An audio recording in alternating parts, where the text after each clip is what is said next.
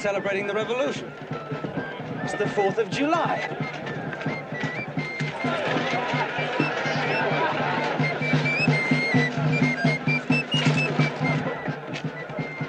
The devil's this.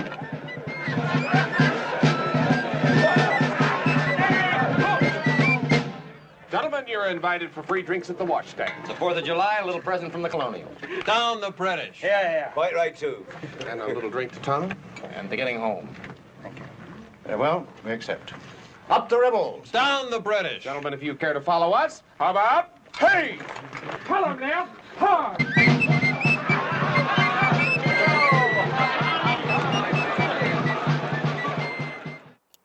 So that is a scene from the wonderful movie The Great Escape. And I've been posting that for many years on July 4th to kind of poke fun at my British friends and colleagues while I was living in London. And actually, this is the first year that I am both a British citizen and an American citizen. As many of you know, I got this tattoo to mark the day in November of last year when I took my oath to become a British citizen. So this year, that clip has a little bit of a mixed context for me.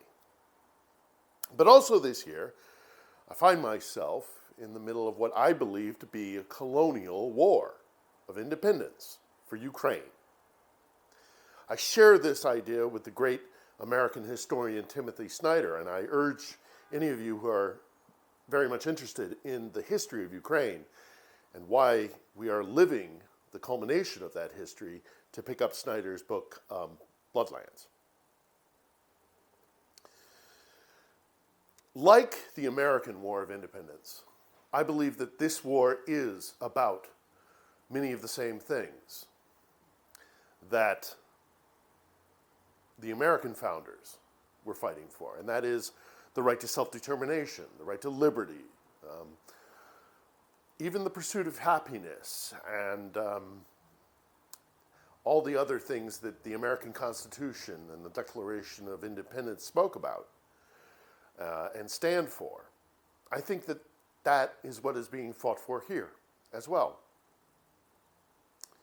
I do not believe the Russians have dominion over this land. I don't think that they should. I think this is an independent country, a separate nation. And I've said it before, the Kremlin knows exactly what it's doing when it talks about Ukrainian nationalists. They know how that sounds to an English ear, an English language speaking ear. Whereas what the Ukrainians are talking about when they say Ukrainian nationalism is that they believe there should be such a thing as a nation called Ukraine. And I furthermore believe that we must support that effort. The international community must stand with the Ukrainians, much like the international community stood with the American revolutionaries. Whether it was the Marquis de Lafayette or Casimir Pulaski, who, interestingly enough, was actually also fighting for many of the same things in this territory. He was Polish. He was fighting for independence from Russia in the Polish-Lithuanian Commonwealth. When he lost that war, he went and joined us.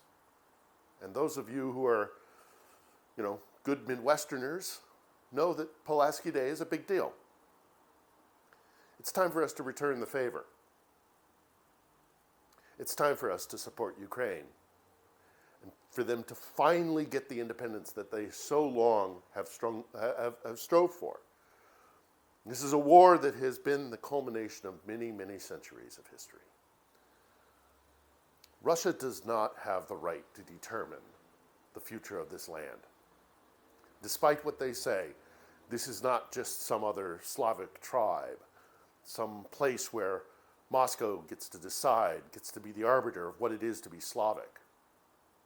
No, this is a European Slavic nation that will win this war of independence. I am sure of it. I have cause for optimism.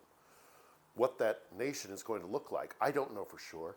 Nobody can say. This war is going to be a difficult one, and maybe we are at that point analogous to the American Revolution when we were at our low point in, say, Valley Forge.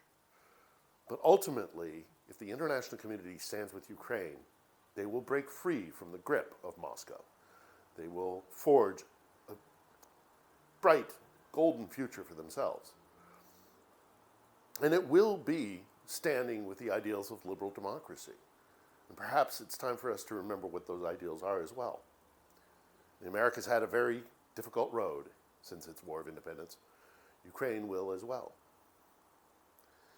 But today, on July 4th, I think it's important that we remember why it is the Ukrainians are fighting as hard as they are. And I also believe we need to stand with them. So, as a quick addendum, just to let you know, lots of things are happening with me. I know I haven't been posting much. I've been a little under the weather. I've been distracted by some personal issues that I have to take care of, and ultimately, it looks like I have to come back to the States for a little bit, probably in August, make some preparations, make some arrangements, maybe change the way I'm doing this, up my production value, maybe get more collaborators to join along with me, try and grow my audience, try and do things a little bit differently, do more maybe of these kind of vlogging, stream of consciousness things to mix in with more produced items, which do require an awful lot of focus and attention and time. The channel, I hope, will grow. And I hope that you will be there with me to help it grow. This is an important moment in time. This is a very historic war, just like 1776 was.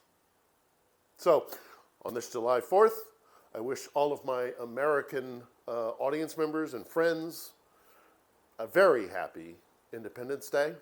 I hope you have a good day. And so, up the rebels, down the British. And also, Slava Ukrainia, Geroyam Slava.